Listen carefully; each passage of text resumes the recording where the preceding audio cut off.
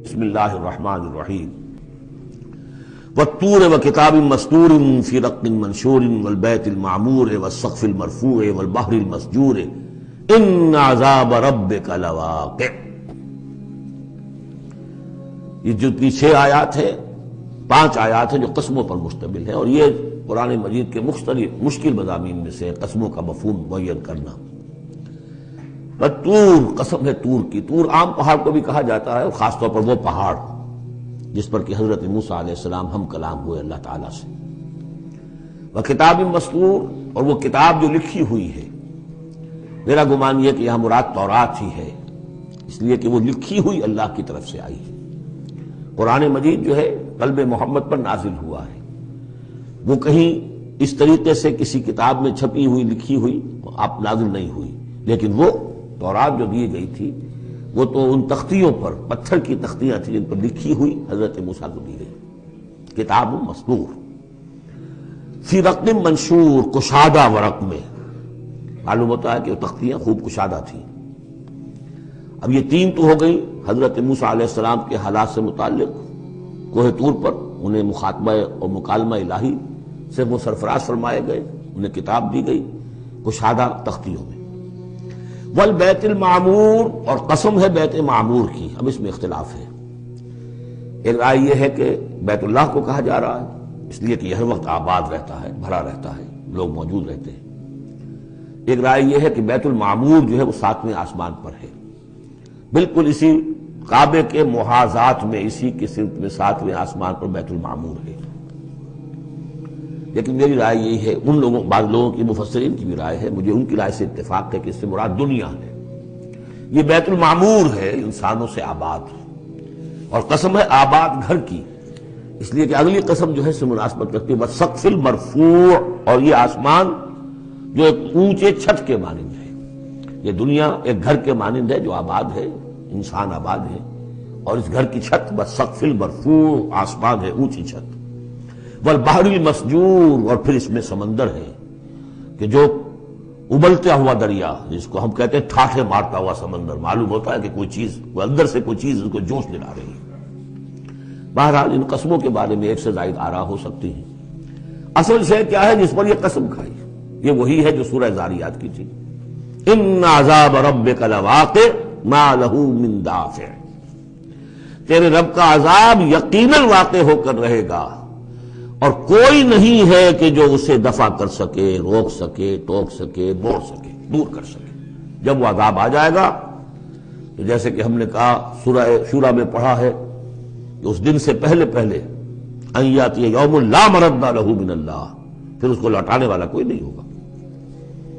ما لہ من دافع یوم تمور السماء مورا، جس روز کے آسمان کپ کپائے گا، لرزے گا۔ وتصیر الجبال سیرا، اور پہاڑ ایسے چلیں گے جیسے چلا جاتا ہے، چل رہے ہوں گے۔ فویل یومئذ للمکذبین، تو خرابی ہے، ہلاکت اور بربادی ہے اس دن جھٹلانے والوں کے لیے۔ الذین هم فی خوض یلعبون، کہ جو باتیں بنا رہے، خوش فعلیوں میں، خوش گپیوں میں مصروف ہیں، کھیل رہے ہیں خوش گپیاں۔ یوم یدعون الی نار جہنم دعا، ان دونوں صورتوں میں آپ دیکھ لیجئے کہ ایک تو نسبت زوجیت، دونوں کی مقسم علیہ ایک ہی ہے۔ سورہ ذاریات کا مقسم علیہ انما توعدون لصادق وان الدین لواقع، اور سورہ طور کا ان عذاب ربک لواقع ما لہم من دافع۔ ان دونوں میں جو مناسبت ہے، مشابہت ہے، وہ بہت ہی ایک دوسرے کے ساتھ قریب کی ہے۔ اور اس کے بعد پھر جیسے وہاں نقشہ کھینچا گیا ویسے یہاں پر بھی ہے، لیکن وہاں جو ہے ہم انباء الرسل جو ہے ایک رکوع کے اندر کتنے رسولوں کا تذکرہ آ گیا، یہاں وہ انباء الرسل نہیں ملیں گے آپ کو۔ یہاں ساری جو ہے تذکیر بآلاء اللہ، اللہ کی قدرت، اللہ کی صدائی، اللہ کی صفات کاملہ۔ یوم یدعون الی نار جہنم دعا، جس دن کے ان کو دھکے دے دے کر اور جہنم کی طرف لے جایا جائے گا۔ ھذہ النار التی کنتم بہا تکذبون، یہ ہے وہ آگ جس کا تم جھٹلایا کرتے تھے۔ افسحر ھذا ام انتم لا تبصرون، تو کیا یہ جادو ہے، یا آپ دیکھ نہیں رہے، یہ جو نظر آ رہی ہے حقیقت ہے یا کوئی نظر بندی ہے؟ اصلوھا، اب داخل ہو جاؤ اس میں۔ فاصبروا او لا تصبروا، سواء علیکم، اب تمہارے حق میں برابر ہے، خواہ صبر کرو خواہ نہ کرو، جزا فضا کرو، نالا و شیون سے کام لو، چیخو پکارو چلاؤ، کوئی تمہاری فریاد کو آنے والا نہیں، خاموش ہو کر جھیلو، فاصبروا او لا تصبروا سواء علیکم انما تجزون ما کنتم تعملون، تمہیں وہی کچھ مل رہا ہے بدلے میں جو عمل کر کے تم لائے ہو۔ ان المتقین فی جنات و نعیم، یقیناً اللہ کے سے ڈرنے والے، اللہ کے بندگی کرنے والے، اللہ کی عبادت کا حق ادا کرنے والے، وہ ہوں گے باغات میں اور نعمتوں میں، فاکہین بما آتاہم ربہم، انجوائے کر رہے ہوں گے جو کچھ کے نعمتیں ان کو ان کے رب نے دی ہوں گی، وبقاہم ربہم عذاب الجحیم، اور بچا لے گا انہیں ان کا رب اس جہنم کے عذاب سے۔ کلوا واشربوا ہنیئا بما کنتم تعملون، کھاؤ پیو رچتا پچتا، تمہیں مبارک ہو یہ کھانا پینا، راس آئے تمہیں، بما کنتم تعملون، یہ ہے بدل اس کا جو تم عمل کرتے رہے ہو۔ بارہا میں اشارہ کر چکا ہوں، اللہ تعالیٰ کی طرف سے کہا یہی جائے گا یہ تمہارے اعمال ہیں، بندے یہی کہیں گے پروردگار نہیں یہ تیرا فضل ہے، ہم اس قابل نہ تھے۔ متکئین علی سرر مصفوفہ، بیٹھے ہوئے ہوں گے ان تختوں پر کے جو برابر برابر بچھے ہوں گے صفوں کے اندر، وزوجناہم بحور عین، ہم بیاہ دیں گے انہیں ان حوروں سے کہ جو بڑی بڑی آنکھوں والی ہوں گی، والذین آمنوا واتبعتہم ذریتہم بایمان الحقنا بہم ذریتہم، یہ مضمون پہلے بھی آ چکا ہے، اور فرشتے بھی جو ہیں وہ جو استغفار کرتے ہیں تو اس کی استدعا کرتے ہیں اللہ سے کہ اہل ایمان کی جو رشتہ دار ہیں ان کے والدین میں سے، ان کی اولاد میں سے، جو بہرحال صالحین میں سے ہیں، پروردگار انہیں ان کے ساتھ لے آ، چاہے وہ کمتر درجے میں ہو اپنے عمل کے اعتبار سے، کمتر درجے کی جنت کے مستحق ہوئے ہوں، لیکن اب ان کے برابر لے آ، جو وہاں اللہ تعالیٰ خود فرما رہا ہے والذین آمنوا، اور وہ لوگ کہ جو ایمان لائے، واتبعتہم ذریتہم بایمان، اور ان کی نسل نے، ان کی اولاد نے بھی ان کی پیروی کی ایمان کے ساتھ، الحقنا بہم ذریتہم، ہم ملا دیں گے ان کے ساتھ ان کی اولاد کو، وما علتناہم من عملہم من شیء، ان کے عمل میں سے کوئی کمی نہیں کریں گے، یعنی یہ نہیں کریں گے صاحب آپ اونچے درجے میں ہیں تو اگر اپنے بچوں کے پاس جانا ہے اہل و عیال کے پاس تو نچلے درجے میں جائیے، نہیں، ان کا درجہ کم نہیں ہوگا، بلکہ اللہ تعالیٰ ان کا اکرام فرمائے گا کہ ہاں آپ کے بچے، آپ کی اولاد، آپ کے قریبی جو بھی ہیں، اگر وہ واقعتاً مومن تھے،